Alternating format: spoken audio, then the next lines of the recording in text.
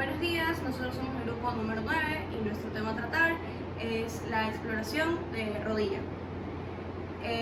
Como primer punto vamos a poner la inspección al examen físico y de las primeras cosas a considerar va a ser la marcha del paciente. La marcha del paciente debe ser de estación, debe extenderse la rodilla por completo al momento en el que choca el talón con el piso.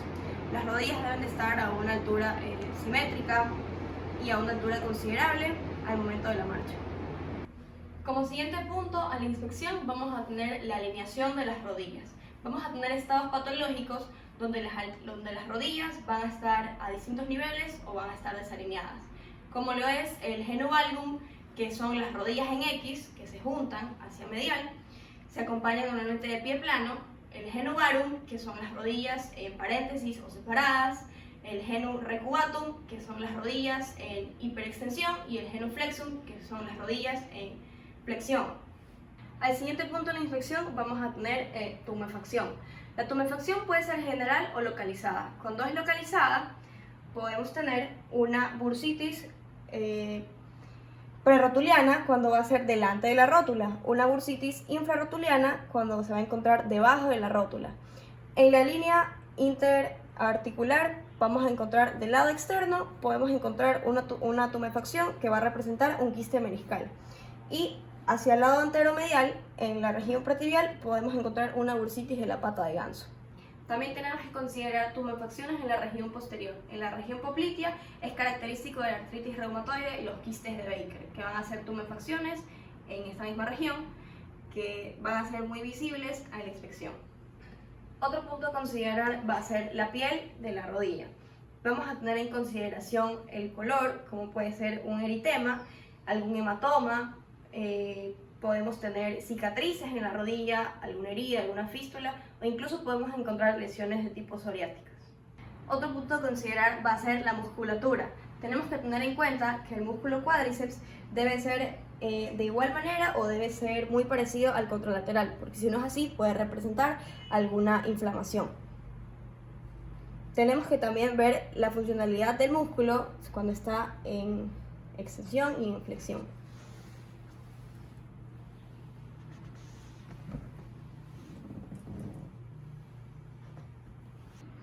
Y como último punto de la inspección vamos a poner la flexión de la rodilla. La rodilla normalmente debe tener una flexión de 90 grados y una extensión de 0 grados o de 180. Como siguiente punto a considerar en el examen vamos a tener la temperatura de la rodilla. Normalmente la rodilla va a ser un poco más fría que la temperatura del muslo porque esta va a estar muy vascularizada y en procesos inflamatorios la temperatura va a aumentar un poco. Como siguiente punto a considerar en la palpación son los puntos dolorosos con la digitopresión. Vamos a tener que en la línea interarticular se pueden presentar puntos dolorosos del lado lateral que pueden ser representativos para alguna lesión en los meniscos. En la región peritibial, en la región más medial, se pueden presentar puntos dolorosos hacia alguna bursitis o algún proceso inflamatorio de la pata de ganso. Bueno, ahora vamos a empezar con la primera maniobra, que es la que conocemos como la de choque o de la tecla rotuliana, que nos va a ayudar a percibir si hay algún tipo de derrame sinovial. Entonces, primero comenzamos poniendo la región palmar de la mano izquierda sobre el fondo de saco cuadricipital y luego la mano derecha sobre el tercio inferior comprimiendo. Luego, esta mano derecha hacemos una elevación hacia la rodilla y luego con el dedo índice elevándolo vamos a presionar sobre la rótula. Ya, siguiendo con la segunda maniobra, vamos a tener la maniobra de la oleada y esta nos va a servir para percibir algún tipo de abultamiento por el desplazamiento del líquido.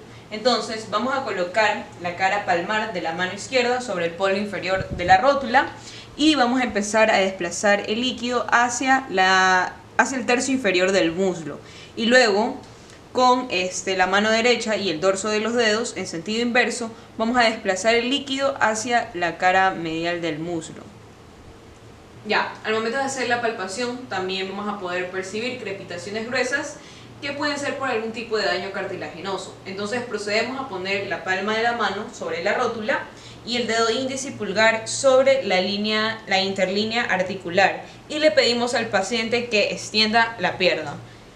Y así se podrá percibir estas crepitaciones gruesas. Continuando con las maniobras que vamos a utilizar a nivel de la rodilla, vamos ahora a conversar de la detección del bostezo articular. En la detección del bostezo articular encontramos dos tipos, el bostezo articular interno y el bostezo articular, el interno y el externo. Bueno, ahora, esto de aquí, ¿qué nos va a determinar? Nos va a determinar una apertura no adecuada o no normal de la articulación. Bueno, seguimos con la exploración del bostezo interno. El bostezo interno consiste en colocar una mano en la cara externa del muslo y otra mano en la parte inferior de la pierna. Bueno, en este caso la mano izquierda va a estar móvil mientras la mano derecha se encuentra móvil, y vamos a hacer una fuerza, aplicamos presión y vemos si se provoca una especie de bostezo en la parte interna. Esto nos va a indicar un daño del ligamento cruzado anterior o del ligamento lateral interno. Bueno, en cambio al bostezo externo es totalmente lo contrario. Colocamos la mano en la parte interna del muslo y la mano derecha, en este caso, en la parte externa de la pierna. Bueno, y hacemos un movimiento opuesto. Bueno, seguimos con otra maniobra, la prueba de aprehensión-luxación rotuliana, en la cual consiste en desplazar la rótula, desplazamos la rótula externamente, luego proseguimos con la flexión de la rodilla. Si existe una anomalía, el paciente va a quejarse de dolor y va a decir que detengamos la prueba.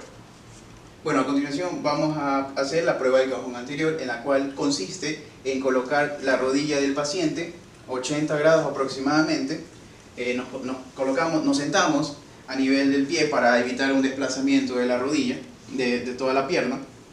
Colocamos los dedos pulgares a nivel del tubérculo tibial y provocamos un desplazamiento hacia adelante, y si este se desplaza a 1.5 centímetros, esto nos va a indicar que hay un daño del cruzado anterior. Y de igual manera podemos evaluar el cruzado posterior haciendo la misma maniobra, pero en esta ocasión vamos a desplazar hacia atrás, y si hay de igual manera un desplazamiento, nos va a indicar este daño en el ligamento cruzado posterior.